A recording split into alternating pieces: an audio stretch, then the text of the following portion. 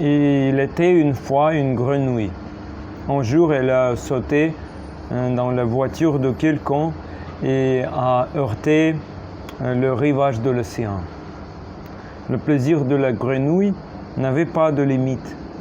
Lorsque la voiture est revenue, la grenouille est rentrée chez elle. Oh là là, j'ai vu l'océan. La grenouille s'est réjouie. C'est formidable. Elle avait hâte d'en parler à quelqu'un maintenant. À proximité se trouvait le puits où se cachait la grenouille scientifique, le docteur Frog. Puis la première grenouille se tourna vers elle. « Oh, docteur Frog, vous êtes une telle scientifique. L'avez-vous déjà vu, l'océan ?»« Ah, l'océan. À quoi ressemble l'océan? Est-ce plus qu'un puits? Beaucoup plus. Est-ce que c'est 2 fois la taille d'un puits? Oh, plus d'une centaine de fois.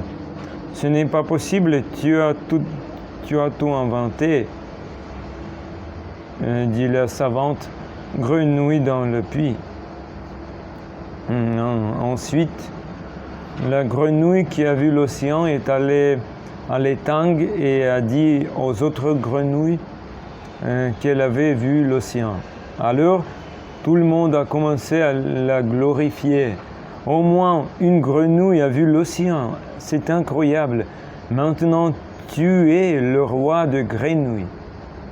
Ainsi, la grenouille qui a vu l'océan a été couronnée roi. Elle se mit à coasser fièrement en sautant à travers son domaine. Tout d'abord, le roi grenouille a publié un décret. Maintenant, cet étang est ma propriété. Pas un seul éléphant n'a le droit d'entrer sur le territoire de mon royaume. Toutes les grenouilles croissent joyeusement. Quoi. Ils croient ça et croient ça pour montrer leur approbation.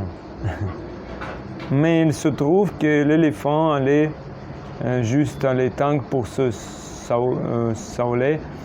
Le roi grenouille l'a vu et a crié. « Hé, éléphant, vous ne savez pas, j'ai publié un décret. Arrêtez, s'il vous plaît. Maintenant, aucun éléphant n'a le droit de boire l'eau de mon étang. » Mais l'éléphant n'a rien remarqué et a simplement marché sur la grenouille et l'a écrasée. Ainsi, la grenouille qui a vu l'océan est morte d'une mort héroïque. Parfois, la grenouille mâle coasse joyeusement pour plaire à la grenouille femelle, mais le serpent entend le coassement d'une telle grenouille, rampe et avale le grenouille. Au royaume des grenouilles, quelque chose se passe tout le temps.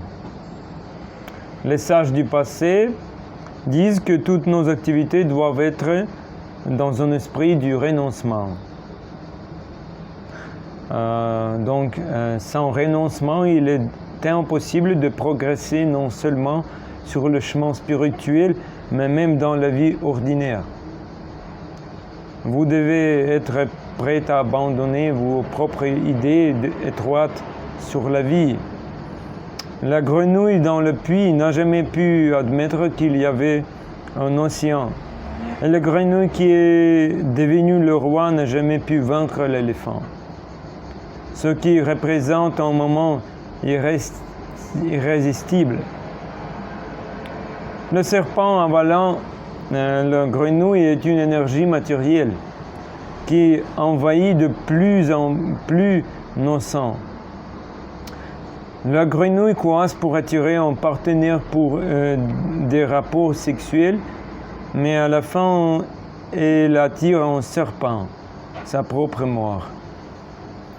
En écoutant ces histoires, nous pouvons apprendre le vrai renoncement. Qu'est-ce que le renoncement? C'est n'est pas du tout abandonner l'activité. Le renoncement est la plateforme sur laquelle l'action commence, la dévotion de Dieu, la dévotion à le Dieu, Seigneur suprême. Cela semble inattendu, n'est-ce pas? Quelqu'un pense qu'il a besoin de faire une sorte de pratique pour se distancier du monde entier, s'immerger dans ses pensées, dissoudre son individualité, mais en réalité, ce n'est pas possible.